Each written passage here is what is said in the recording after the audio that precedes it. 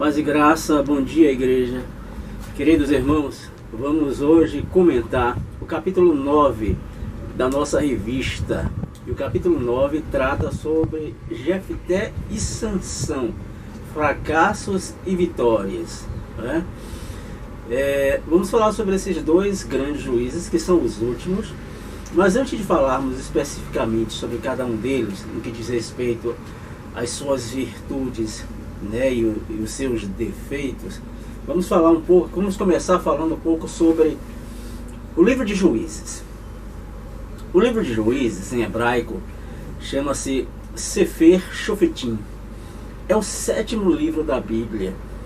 Narra o período que vai do estabelecimento na terra de Canaã, né, o período em que Israel se estabelece na terra de Canaã, que é após a morte de Josué, ou seja, 1400 anos antes de Cristo, até o nascimento de Samuel, no ano 1000 antes de Cristo. Portanto, são 400 anos de história, né? Esse período é o período caracterizado pela crise, pela instabilidade, né? Instabilidade econômica, instabilidade espiritual, instabilidade política, pior disso tudo, instabilidade moral. A gente sabe que quando os israelitas entraram em Canaã, através da mediação de Josué, né, eles foram se estabelecendo e cada um foi ocupando uma região e tal, mas não havia unidade política, não havia uma monarquia, né, e cada região seguia, né, o seu próprio rumo. Aliás, em Juízes 21, 25 diz assim: naqueles dias não havia rei em Israel, cada um fazia o que achava mais reto, ou seja, cada um fazia o que queria. Uma grande relatividade, uma grande instabilidade, né? Há uma grande crise também, uma crise moral. O livro de Juízes descreve um ciclo. Nós temos um ciclo nesse livro.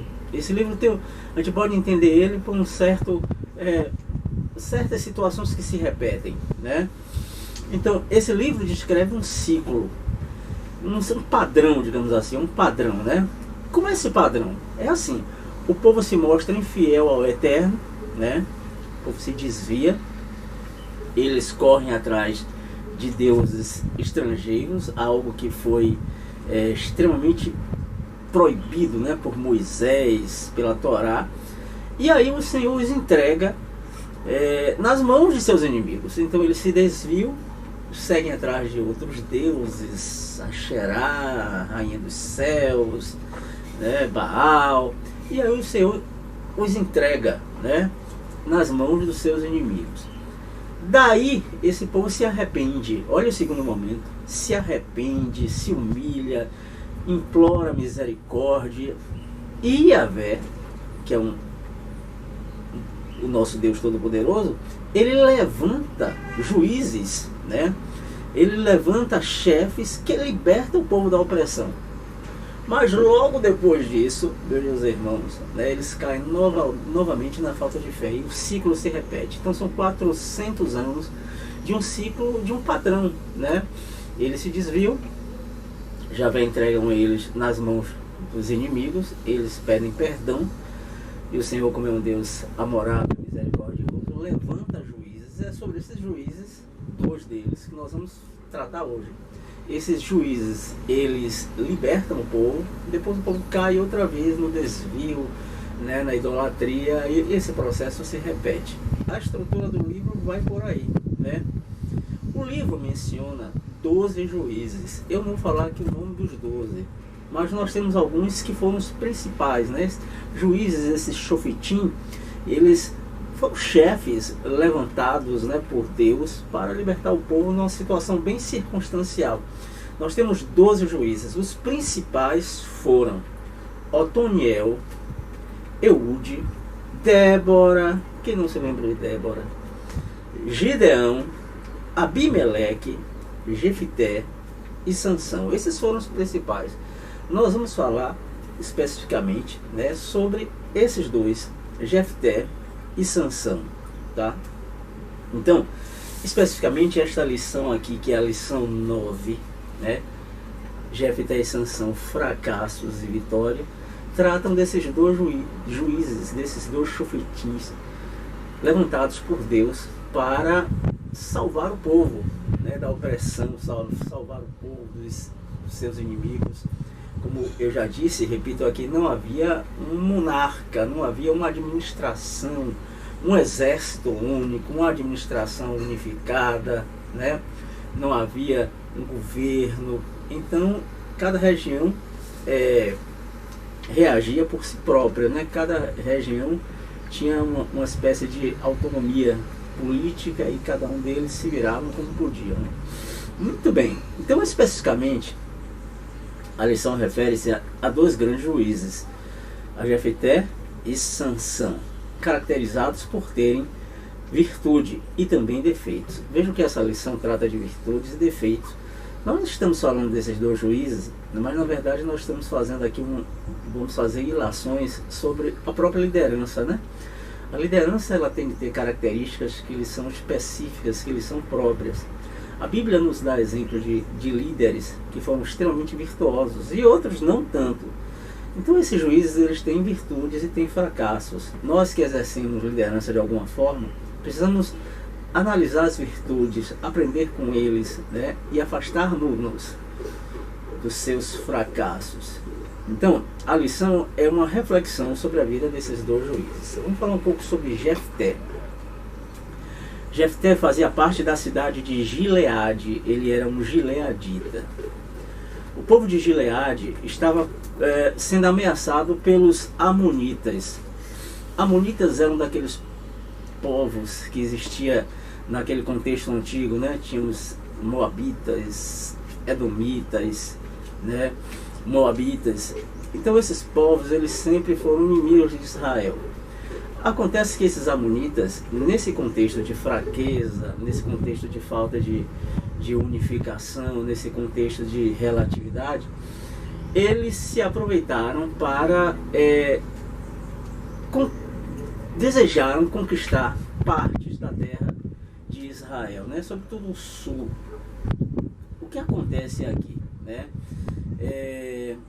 Eles ameaçaram invadir parte do território de Israel, essa parte, né, de Gileade, porque estavam alegando que Israel, quando no processo de invasão de Canaã, tinha tomado suas terras, desde Amon até o Jaboque e o Jordão, né? Então eles alegavam que quando Israel saiu do Egito, naquele processo já de entrar na terra, né, prometida, lá em Canaã, eles tomaram parte da região dos amonitas. Mas na verdade não foi assim, né? Eles não permitiram que Israel... eles foram consultados, moabitas foram consultados, salvo engano os Edom também foi consultado, para ver se o povo de Israel poderia passar pelas terras deles até entrar, né, atravessar o Jordão.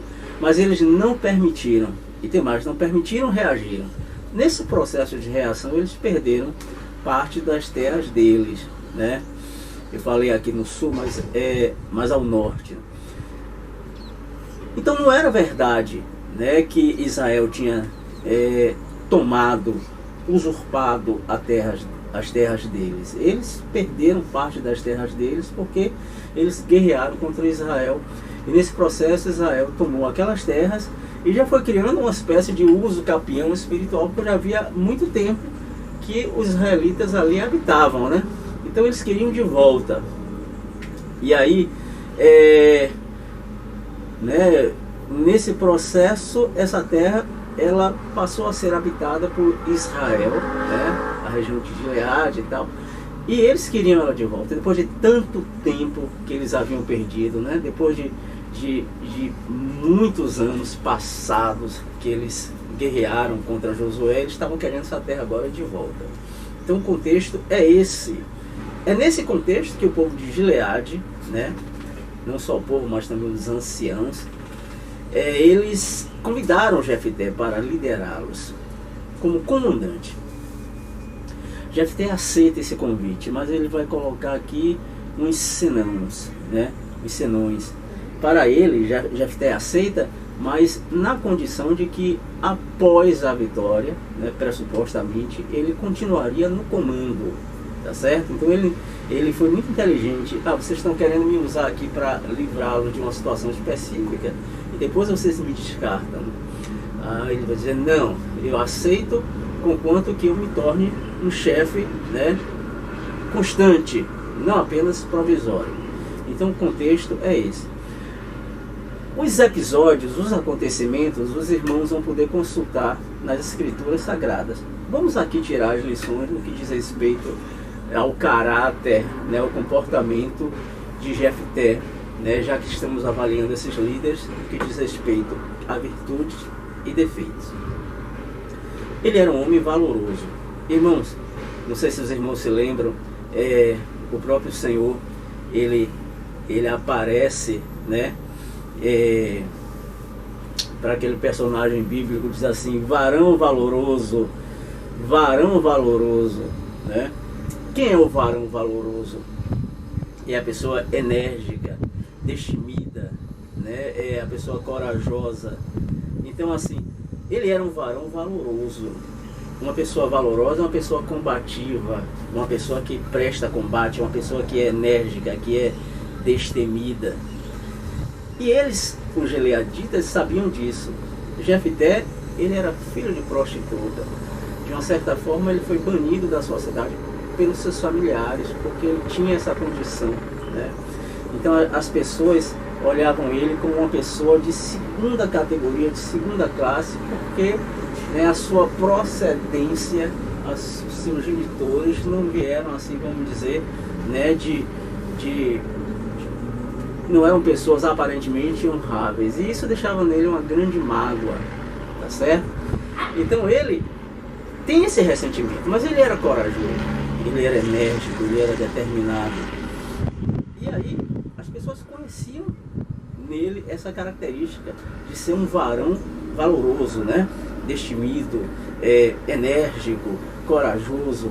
Nós podemos trazer esse aspecto desse guerreiro, desse combatente, né, para a espiritualidade. 1 Coríntios diz assim, vigiai, 1 Coríntios capítulo 16, versículo 13, vigiai, estáis firmes na fé, portai-vos varonilmente e fortalecei-vos. O apóstolo Paulo diz assim, portai-vos varonilmente, né? Varonilmente, virilidade. Ele está falando para homens e mulheres, né? Esse atributo de varonilmente, né? De virilidade é um atributo de homens e de mulheres, tá certo? É a coragem, o destemor. Eu estava aqui, me recordei, Gideão, o Senhor aparece a ele, né, corporificado na forma humana, né, na forma de um anjo, aparece a Gideão, diz assim, varão valoroso. Nem Gideão sabia que ele era valoroso. O Senhor conhece os nossos atributos. Então, e ele se sabia valoroso, né? E as pessoas sabiam que ele era valoroso. Então, essa virtude, valoroso, espiritualmente falando, pessoas, né, que estão firmes, estão fortes, pessoas diligentes, pessoas fervorosas no contexto do Novo Testamento, né? Uma outra característica virtuosa dele é que ele era cumpridor da palavra. Os irmãos conhecem um episódio muito triste, que ele estava na batalha, numa luta renhida, e aí ele fez um voto, né? Ele disse que o primeiro que saísse da casa dele, o primeiro ser que saísse da casa dele, ele sacrificaria. O primeiro que saiu foi a filha dele. Claro que a gente vai entender que era totalmente descontextualizado, aquilo não era necessário, não era bíblico, mas ele fez aquele voto, e o voto é para ser cumprido, né? E ele realmente cumpre o voto, ele cumpre a palavra, né? E que pese o fato de não ser algo aprovado pelo Senhor, sacrifício humano, né? Mas ele tinha esse espírito de cumprir a palavra. Isso é uma virtude, cumprir a palavra, né? Eclesiastes 5, 4 a 6 diz assim: quando a Deus fizeres um voto, não tardes em cumpri-lo, porque Deus não se agrada de tolos, o que votares, paga-o. Melhor que não votes do que votares e não cumprires. Não consintas que a tua boca faça pecar a tua carne. Nem digas diante do anjo que foi erro, porque se iraria Deus contra a tua voz e destruiria a obra das tuas mãos. Então aqui, né, ele fez um voto, ele cumpriu o voto. E aqui a gente pode pensar, até refletir sobre se voto é bíblico, né? O voto continua. O crente pode fazer voto, sim ou não? E qual a diferença entre o voto e a jura? Porque a gente sabe de maneira clara, né, em Mateus 5, 33 a 37, que o Senhor Jesus, ele mesmo fala, né? Ele proíbe a jura, tá? Ele diz aqui assim, ó, outro sim, ouvistes o que foi dito aos antigos, não perjurarás, não jurarás, mas cumprirás os teus juramentos ao Senhor. Eu, porém, vos digo que de maneira nenhuma jureis, nem pelo céu, porque é o trono de Deus, nem pela terra, porque os cabelos de seus pés, nem por Jerusalém, porque é a cidade do grande rei. Nem jurarás pela tua cabeça, porque não podes tornar um cabelo branco ou preto. Seja, porém, o vosso falar sim, sim, não, não, porque o que passa disto é de procedência maligna. Então a jura está terminantemente proibida no contexto do Novo Testamento. Então não pode jurar, mas votar pode, tá? Por quê? É recomendável não votar, porque é muito temerário. Se você votar, você vai ter de cumprir, né? Por essas passagens que nós lemos. Mas qual a diferença entre o juramento e o voto, né? O juramento estabelece o dever do homem com o homem, tá certo? Um voto trata do dever do homem para com Deus. Você não vota para o ser humano, você vota para Deus. O juramento é entre duas ou mais pessoas. No juramento, o homem pede que Deus seja testemunha e julgue o que ele diz ou promete ao homem. Então, assim, no juramento, né, ele pode dizer que Deus seja por testemunha, mas Deus não é o personagem principal. O personagem principal é outro homem ou outros seres humanos, entendeu? O juramento é uma relação intersubjetiva. E num voto, o homem faz uma promessa solene para Deus. Então, assim, o voto é uma promessa solene para Deus. Ó Senhor, se tu me fizeres isso, eu me comprometo a fazer aquilo. Então, Jesus não proíbe o voto, mas proíbe a jura. Você vê que ele está preocupado com as relações, né, intersubjetivas, as relações pessoais, que devem calcar-se na palavra dada, né? Então, assim, não jure, que a sua palavra seja sim, sim, não, não. O voto ainda continua existindo, mas é muito temerário, porque se você voltar a Deus, você vai ter de cumprir, né? Olha só, em Deuteronômio 23, 21 e 22, diz assim: quando fizeres um voto ao Senhor teu Deus, não tardarás, porque o Senhor teu Deus certamente o requererá de ti. E em ti haverá pecado, porém, abstendo-se de votar, não haverá pecado em ti. O melhor é, né, não votar e nunca jurar. Então, mas o que interessa aqui é que, a nível de virtude, né, ele era um cumpridor, um homem que cumpre a palavra. E eu me lembro aqui do meu avô, né? Meu avô era um homem simples, mas a palavra dele era dada, ele cumpriu a palavra. Se ele queria fazer, ele fazia, né? Como a gente utiliza aqui na Bahia, pode chover canivete, as pessoas dizem, olha, pode chover canivete, mas eu vou, eu faço, eu me comprometo. Então a palavra deve ser assim. Então ele tinha essas duas virtudes. Ele era um varão valoroso, tá certo? Corajoso, combativo, enérgico, determinado, e era um cumpridor da palavra. Mas ele tinha também defeitos. Dois defeitos. Eu vou aqui estar falando de binômios, duas virtudes, dois defeitos. Se bem que se bem que Sansão ainda tem uns 3 defeitos aí. Mas olha só, o defeito de Jefté, ele era impulsivo, né? Ele não teve o autocontrole. no momento de crise daquele, ele abriu a boca e fez um voto louco como esse, de sacrificar o primeiro ser que saísse daquela casa. Então, né, ele foi impulsivo. O ser humano tem de controlar-se, tem de saber ter autodomínio. O que é que a Bíblia diz sobre o autodomínio? Provérbios 15, 18 diz assim: o homem iracundo suscita contendas, mas o longânimo apaziguará a luta, né? Longânimo é aquele que tem um longo ânimo, né? Ele tem aquela resiliência para autocontrolar-se, né? Ele não é impulsivo. Provérbios 16, 32 diz: melhor é o que tarda em irar-se do que o poderoso, e o que controla o seu ânimo do que aquele que toma uma cidade, né? Então aquele que sabe controlar-se, ele é melhor do que aquele que consegue dominar uma cidade inteira. Também Provérbios 25, 28 diz: como a cidade derrubada, sem muro, assim o homem que não pode conter o seu espírito, né?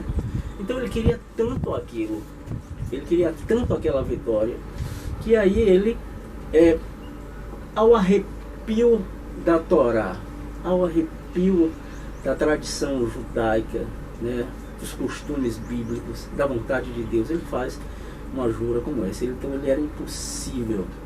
Ele, no seu desespero é que ele fez aquele voto. Portanto, precisamos ter cuidado com o que a nossa boca profere de maneira impulsiva, tá certo?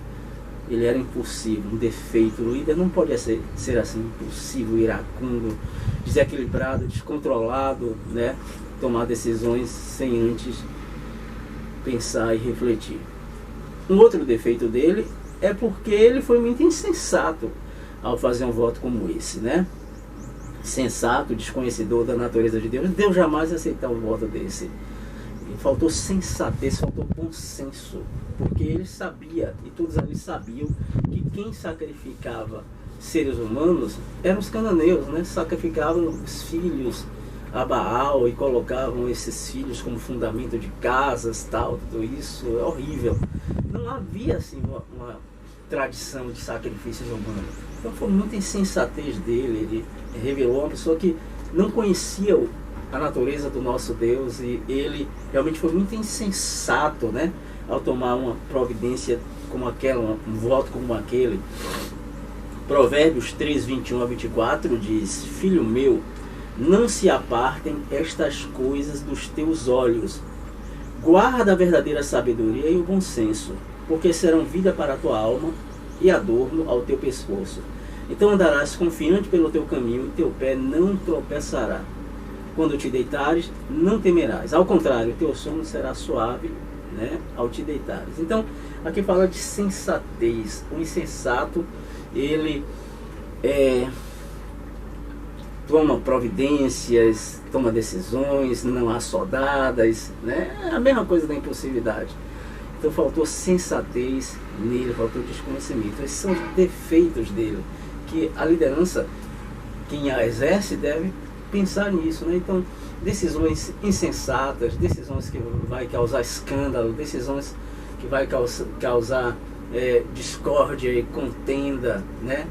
Decisões não pensadas, não refletidas. Então, são essas características aí. Então ele tinha duas virtudes e dois defeitos. As virtudes é que ele era um homem valoroso, guerreiro combativo, e era um cumpridor da palavra. E os defeitos é que ele era impulsivo e foi também insensato. A impulsividade e a insensatez são erros a serem evitados. Um outro juiz que faz parte dessa lição são os dois últimos juízes. Sansão, né? Shimshon significa pequeno sol. Ele foi um homem realmente solar, um homem, né, que tinha carisma, tá certo? Mas cometeu alguns erros, e a gente vai ver aqui. Ele foi o último dos juízes. O último juiz foi Shimshon, Sansão. Ele nasceu num contexto de dominação dos filisteus. Os filisteus dominaram, agora estamos no sul de Israel, aquela região lá, né, da Judéia, durante 40 anos. E os filisteus, eles exerciam um domínio também tecnológico. Quando os israelitas queriam, vamos dizer assim, afiar as suas espadas, suas lanças, eles iam lá, né, procurar os filisteus, porque os filisteus tinham o domínio do ferro, enquanto os israelitas ainda estavam no período do bronze. Então, vamos dizer assim, que eles eram mais avançados tecnologicamente do que os israelitas, e eles exerciam um poder, né, sobre os israelitas. Os israelitas dependiam desse povo filisteu, né? Eles seriam, como assim, vamos dizer assim, como senhores, suzeranos, e os israelitas prestavam vassalagens a ele. E eles eram opressores, né, durante 40 anos. Sansão, diferente de Jefté, de Gideão, né, que aparentemente, humanamente falando, foram escolhidos assim já adultos na hora, Sansão foi escolhido desde o ventre da mãe dele, né? Desde o ventre materno, para ser um salvador de Israel. A gente sabe que o salvador de Israel é Jesus, mas esses juízes, eles eram salvadores circunstanciais. Então ele foi escolhido desde o ventre materno para ser um salvador de Israel. Na verdade, quando se fala Israel, não é o Israel todo, né? Mas são partes de Israel. Aqui no caso é o sul, é a Judéia. A sua mãe, ela recebeu a visita de um anjo, né? A mãe dele era estéril, ela não podia ter filho. Então o anjo disse que ela teria um filho e que ele seria um nazireu, uma pessoa separada, né? E esse nazirato seria perpétuo, para sempre, porque não seria algo circunstancial, mas seria a vida dele toda, né? Então ele não podia beber vinho. Havia algumas restrições para o nazireu. Não podia beber vinho, não podia beber bebida forte, alcoólica, ele não poderia raspar a cabeça, né, cortar os cabelos, não poderia ter contato com mortos. Nesse processo ele vai crescendo. Aí quando ele se torna moço, né, ele passou a desejar, que é natural, né? Passou a desejar mulheres, e mulheres filisteias. Por que mulheres filisteias? Porque os filisteus, eles eram estrangeiros, né? Na verdade, por que esse interdito? Porque até os parentes dele perguntavam, nós não temos mulheres aqui que interessem você, porque você vai procurar essas mulheres pagãs, né? Então, ao tornar-se moço, ele passou a desejar especificamente as mulheres filisteias. Os filisteus, eles eram indo-europeus, vamos pensar assim, né? Eles vieram daquelas regiões lá da Grécia, né? Lá dos Balcãs, enfim. Então, ele desejava essas mulheres, vamos dizer assim, que elas eram mulheres loiras, mulheres brancas, bem diferentes das mulheres israelitas, né? E a palavra de Deus diz que Deus colocou isso no coração dele. Apesar disso parecer estranho, né, aos seus conterrâneos, porque, né, o israelita deveria casar-se com israelita, e nunca com pagãos, pessoas estrangeiras, tá? Deus disse que isso vinha de Deus. Então ele envolveu-se com essas mulheres. Ao envolver-se com essas mulheres acabavam traindo ele, né? Ele casou-se com uma mulher de Timnate, né? E no contexto do casamento ele propôs um enigma. Os filisteus não conseguiram resolver esse enigma, e os filisteus pressionaram essa mulher filisteia para revelar o enigma. Ela revelou, e aí ele se revolta e queima as plantações e mata filisteus. E mais tarde, depois, ele se casa com Dalila, né?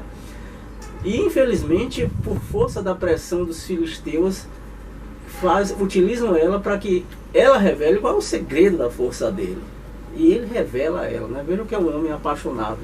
Se esquece de tudo, né? Desobedece até os preceitos lá da religião cristã, da religião dele, que era a religião judaica, ainda naquele contexto da Torá, e ele revela os segredos. Então é nessa situação de envolver-se com mulheres filisteias, de revelar segredos, de matar filisteus, que ele vai corroendo o poder dos filisteus, que ele vai sendo utilizado para destruir esse opressor filisteu. Mas quais são os defeitos e as virtudes deles que nós, enquanto líderes, devemos prescrutar, né? A gente tem que pensar assim, que a gente aprende com a desgraça dos outros. Não é preciso utilizar drogas para saber que drogas é realmente algo pernicioso, né? Não é preciso fazer coisas erradas para saber que as coisas erradas são destrutivas. A gente aprende com a desgraça alheia. Então a gente aprende também com os erros dos outros. Então ele teve virtudes e teve defeitos. Vamos começar a falar dos defeitos dele. Ele era impulsivo também, né? Explosivo, como Jefté, né?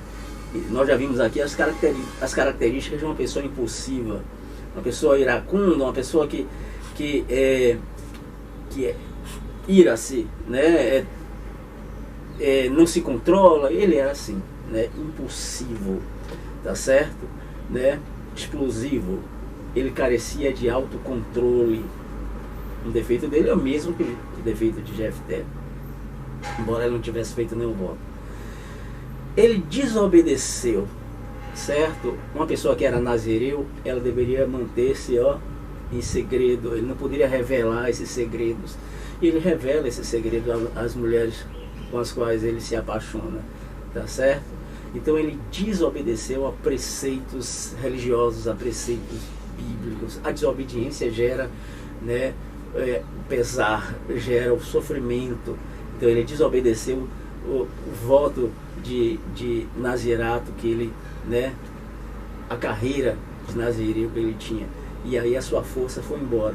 Então, além de impulsivo, ele foi desobediente. E tem mais, né? Ele fez escolhas que desagradaram aos pais. A gente sabe, a gente já viu aqui que está escrito, né, que isso vinha de Deus. Era o Senhor que colocava nele esse desejo de procurar as mulheres filisteias.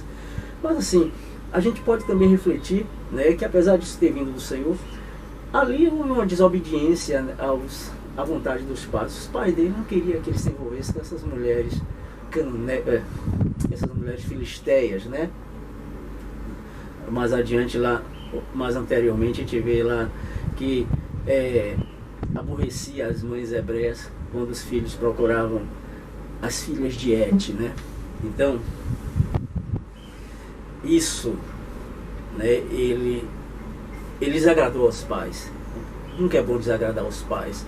Quem está procurando uma namorada ou namorado deve consultar os pais, porque a vontade dos pais acabam sempre de alguma forma sendo, né, abençoadora ou não quando nós desobedecemos. Então, 3 defeitos aqui: desobediência aos pais, vamos pensar assim, os anciãos mais velhos, impulsividade e também desobediência. Ele desobedeceu. Quando se desobedece um preceito bíblico, as consequências virão. Lideranças que a gente vê, essas lideranças, muitas delas são torpes, né? Não são líderes, mas pessoas movidas por torpe ambição. Essas pessoas vão ter a consequência dos atos, né? Porque estão desobedecendo os preceitos da honestidade, da verdade, os preceitos bíblicos.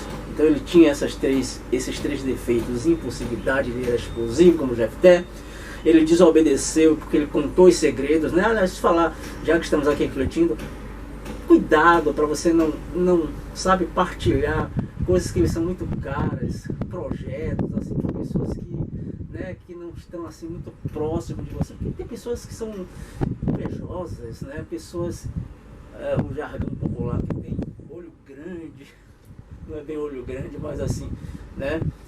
Pessoas que são invejosas realmente. Cuidado com que você vai partilhar segredos, que eles são muito caros, né?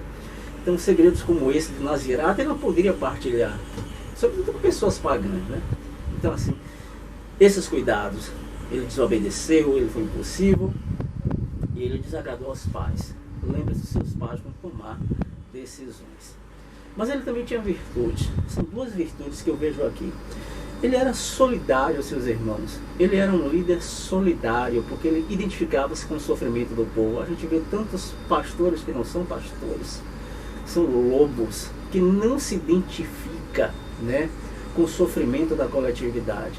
A gente vê isso tão natural, só você abre os olhos e vê aí ao derredor, tá? Mas ele se identificava com o seu povo. Ele foi solidário, né, com seus irmãos. O livro lá em Zacarias, né, nós temos uma passagem que fala sobre a solidariedade. Meu Deus, Zacarias capítulo 7. Zacarias 7, versículo 9 a 10. Deixa-me ver aqui, porque eu não anotei no papel. Zacarias 7 a 10. Zacarias, capítulo 7 a 10.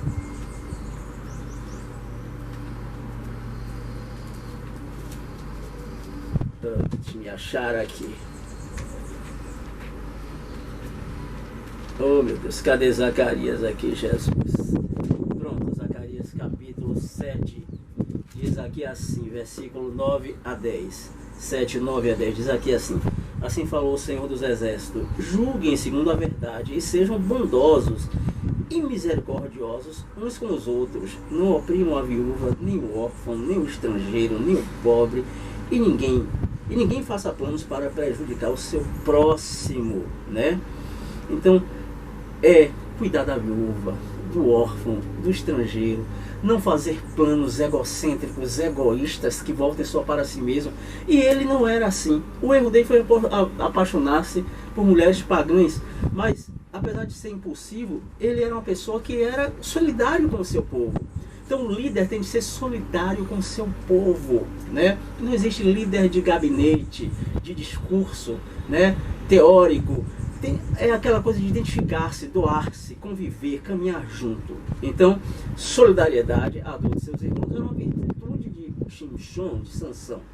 E outra virtude foi que ele confiou em Deus, né? No momento pior da sua vida. Ele estava cego, humilhado, com a cabeça raspada. Se bem que a Bíblia diz ali que o cabelo dele estava crescendo, mas nesse momento tão vil, tão sofrível, ele confiou a Deus. A Bíblia diz que ele orou fervorosamente. Então, confiar em Deus mesmo nos piores momentos da sua existência, tá? Ele confiou em Deus. E não houve nenhum momento da sua vida, por mais que a gente olhe assim para Sansão como alguém assim, sui generis, né? Sansão parece ser uma pessoa diferente, mas ele confiou em Deus. Em nenhum momento ele deixou de confiar em Deus. E o Salmo 62:8 diz assim: confiai nele, ó povo, em todos os tempos, derramai perante ele o vosso coração. Deus é nosso refúgio. No último instante, ele se apoiando sobre aquelas colunas, a palavra de Deus diz que ele matou mais filisteus na sua morte do que em vida. Ele confiou em Deus, mesmo daquela forma estropiada que ele estava. Então ele tinha essas duas virtudes, tá? Solidariedade e confiança. Eu quero aqui concluir aqui, retomando de maneira breve, né? Então, olha só, irmãos, lições gerais. Primeiro, autocontrole. O líder precisa ter autocontrole, não pode ser uma pessoa descontrolada. Segundo, cumpridor da palavra, cumprir a palavra, tá? Terceiro, ser solidário, identificar-se com o sofrimento da coletividade. E quarto, confiar em Deus. Que o Senhor nos abençoe, né? Nos ensine com esses dois grandes juízes. Amém.